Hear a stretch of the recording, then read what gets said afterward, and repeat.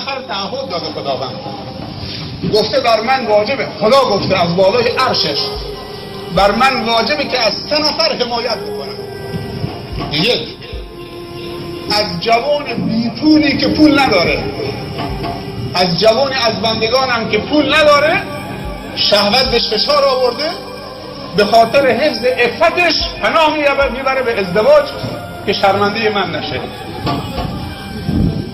پولم نداره ولی پناه میبره به ازدواج، تصمیم میگیره ازدواج بکنه که تو فحشا نیفته و عفتش حفظ بکنه به خاطر ترس از من.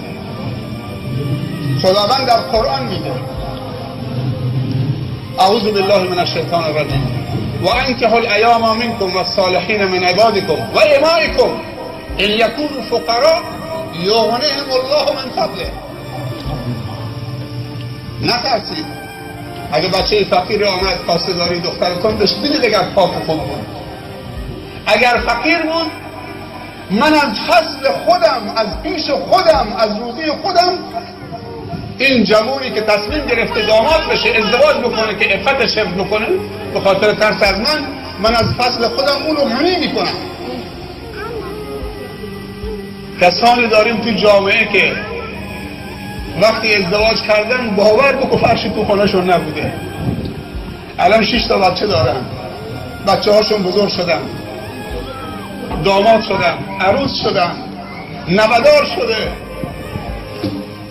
اون موقع روزی 2 نفر داشتن بخور و نمیر، بچه آمد روزی 3 هم همراهش بود، بچه 2 آمد روزی 2 هم همراهش بود. سبحان الله.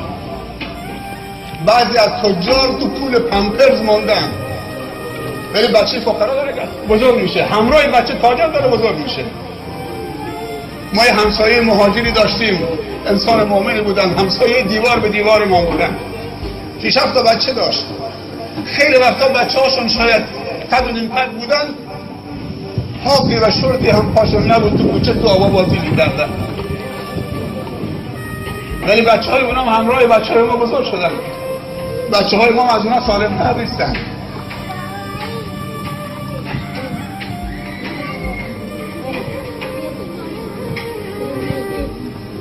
وقتی که عروسی های جمعی تو خانه بنده میشد، این همسایه های مهاجر اولین نفر بودن، 70 بچه هاشون چه از نماز مغرب هم در رو صندلی نشسته بودن. اینا انسانن، کسی دعوتشون نمیکنه تو عروسی. عروسی فقط کسی که کلاسش بالا پول داره دعوتنامه میفرستن برای آقا تو سالن فلانی این دعوتنامه برای صرف شام برای 1 نفر بدون بچه. توهین به مناتون نیست نظر شما؟ بعضی دعوتنامه هم فرستن در خونه منا، در خانه ما و شما دعوت به عروسی میکنن ولی 1 کوپن همراهش فرستادن فقط چه برای صرف شامه، از همراه آوردن بچه ها معذورید، فقط برای خودت. به نظر شما توهین به شما نیست؟ به دیگه بچه نیار که یه دست غذا 20,000 تومان باید براش سرو بکنن، فقط برای خودته. شده یا نشده؟ دعوتنامه بفرستن با کفن فقط برای خودت، 1 نفر، بچه نیارید. چقدر به ما توهین میشم، ولی ما دلمون خوشه که تو سالن فلانی، تو هتل فلانی ما رو دعوت کردن به عروسی بریم، بچه ول کن. از اون طرف داره توهین میشه، یعنی تو دلت خوشه. من که میگم تو عروسی شربت و شیرینی، الان شربت و شیرینی، اگر میتونی عروسی هم همین هم برگزار نکنی، یعنی همون 50-60 نفر طایفه خودتون در حد یک گوسفندی، همون خانواده، بس تمام شده رفت. برای کی داریم عروسی میکنیم؟ ولی عروسی های سالم مثل چنین عروسی هایی که اسراف درش نیست و معصیت خدا درش نیست و خرجهای اضافی درش نیست، شام مختصر هم باشه چه اشکالی داره؟ مبارک باشه. به صندلی برای شما گذاشتم.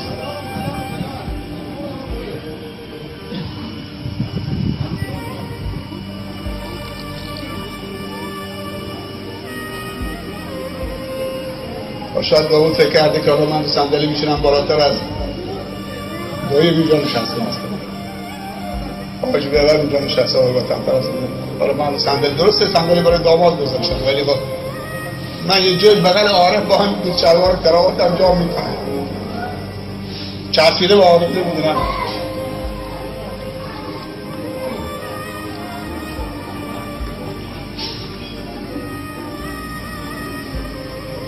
یه شام میذارن، چند تا کیک میذارن رو هم. حالا عروس داماد میخواد قدرت نمایی بکنه، کسی که ارتش سرخ روسیه رو شکست داده، کمونیست رو به زانو گذاشته، داماد با این گردن کلوفتی وسط زنها شام میخواد خاموش کنه. بعد که شام خاموش کرد همه تخت براش میزنن، شاهکار کرده شام، اسرائیل رو شکست داده. آدم بعضی موقع مرد قیمت خودش چقدر پایین میاره. یعنی تو با این گردنت کلفته تا اگر تو یه شم خاموش کردی هنر کردی.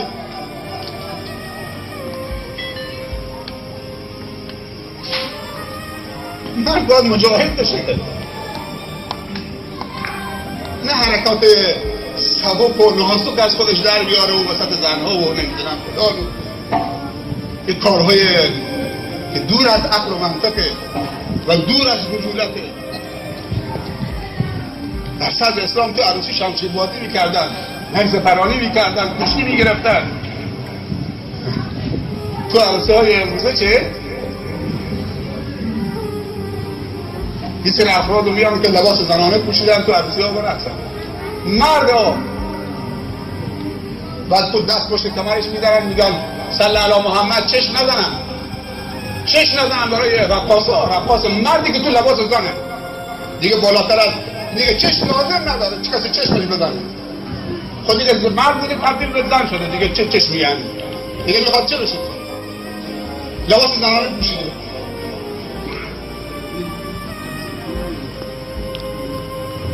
دیگه انتظار داره که در اون شب جمعه نطفه یک پروفسوری بسته بشه که خدمت به جهان بشریت و اسلام بکنه، یا نطفه یک رهبری بزرگی. این دیگه چی میشه؟